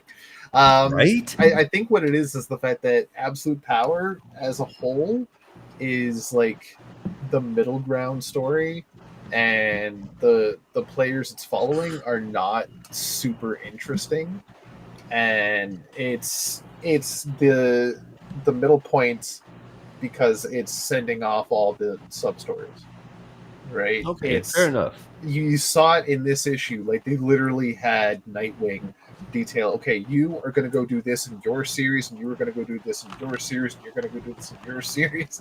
Like, if you want to read their missions, go read their books. And then the rest of the story just flies off the rails and kind of contradicts everything we've seen in the solo books already. So it's kind of like they have all the heroes getting blasted and decimated, and the fortress needing to be blown up. But in Superman's solo book, they had him and Zatanna going off on his solo mission in the fortress. Right. It's already kind of foggy. So it's all Foobarg now. It's a little murky. But that's continuity for you. Fuck it. It's a construct. It's like time. Doesn't matter. But no, honestly, like this book, this story is very interesting. I like seeing Batman and Catwoman working together. Almost every writer in the past decade has had a version of Bat and Cat together to see what's going to happen. It's Chip Zdarsky's turn. Even though he's already really had that with Gotham War, but I try not to talk about Gotham War because I will just get aggravated. This is a lot better than Gotham War. This is them working together, and I'm happy about that because it works. It always has worked. It always will work. It works here. It's going to work. Don't stop having it work. Don't stop. Get it. Oh god damn! You're gonna get that song stuck in with it. Meanwhile, like that reminds me, I listened to a House of Pain song this morning that I forgot about that I want to show you that I fucking love, which you probably heard. I want to revisit it and talk about it because it's fucking awesome. Anyway, that's the story. I don't have much to say about the backup. It was there. It was interesting. It's a Harley story with the Riddler. It was cool. But it's a much better story than what's going on in Absolute Power, and I dig it. So it's 8.5. Fair enough, my man. Yeah, the art rocks too. What's that? The art rocks too. Oh yeah, the art rocks. Indeed, it really does. I thought, for Harley has been off on her own adventures for quite some time. Yeah. And has kind of been pretty much disconnected from the main universe for the most part. There's been little things that let us know that it's, everything is all in the same place, but she's been existing all out on her own. And I think it's really cool to see her jumping into the event in her own little story, even if it isn't a backup. Yeah. which is so much better treatment than she was given when we had that Joshua Williamson event where everybody turned into monsters. Night of the Monster Men? No, not that long ago, my man. Batman Oh, turned Beast into a World. wolf. Yeah. Beast World, that's what it Yeah. was called. Harley Quinn turned into a fucking gigantic beefcake rabbit. I Yeah. mean, That was fun. I feel like she's gotten a lot better treatment in this tie-in, and I'm glad to see that. Yeah. And I think that's all of her books, my man. Yeah, that is for now. So, y'all know what that means. Time for a top 3 and favorite moment if you have one. You know what? I really like my favorite moment. So I'm going to save that for the closer. Why don't you go first this time? Oh, shit. Okay. I don't even really have a favorite moment. So, top 3. Starting at number 3 is going to be Birds of Prey. It was a fun, cute little issue. Actually, no, I do have my favorite. I got a couple of favorite moments. One might be yours. Birds of Prey. I doubt it. A number of cute, fun moments in amongst a really good story. Nothing to hate. Blue Beetle at number 2 and Shazam at number 1. To no surprise, since that was my highest rated book. Favorite moment for me, honestly, is going to be kind of a tie between Uli and Jaime finally kissing. Mm-hmm. I thought that was like that was so cute and right. It was like about time. I felt for that brief moment, and this is just in that brief moment. Do not let this reflect on the whole series, but in that brief moment, on that one page, I felt like I was watching a CW show. And quite honestly, like that's fair. Right? Just it had that vibe to it. everything else was not like that, but that one moment, it was like, well, that is definitely supposed to be emotional. And then his reaction was funny. Yeah, So. like that's ultimately what it was for me. Was we always knew how she felt for an alien that's trying to understand human customs and have this crush on this guy, Right. but he has not really shown the same signs to a certain degree, and then we find out that he has no clue what the hell's going on. Like, okay, it's great, but equally as entertaining for me was Barda fighting the bunnies. That was just epic. Well, I am glad that you liked that one. So, my top 3, Blue Beetle would have been in 3rd place. Got the same score, but it also made me a little bit sad to see the series go. So, I had to let that one slide, and instead I gave 3rd place to Birds of Prey. 2nd place, I'm going to have to give to Shazam because it is a role model for what a Shazam book should be. And number 1 blew me out of the socks. Darsky keeps doing it. My 1st place pick is going to be Batman. Now, my favorite moment, my absolute favorite moment in this entire week, and I mean hands down, is when Jaime and his parents, let me rephrase that, where Jaime's parents are harassing Jaime about who he is dating. Yeah. And he's like, there was this one, she tried to kill me. Whatever happened to that Naomi girl? I feel like she just disappeared. I fucking laughed my fucking cheeks hurt. Yeah, My I cheeks actually hurt forgot about so that. much. And I was like, oh, well, yeah, she 'cause kind she of did, didn't she? did. Yep. It's what happens with a Bendis idea. Yep. But that was definitely my favorite moment. Oh, it made me laugh again. Love it. Yeah. I do suppose that is the end of the show, everybody. So thank you very much for watching. We will be back next week covering all of DC's week releases.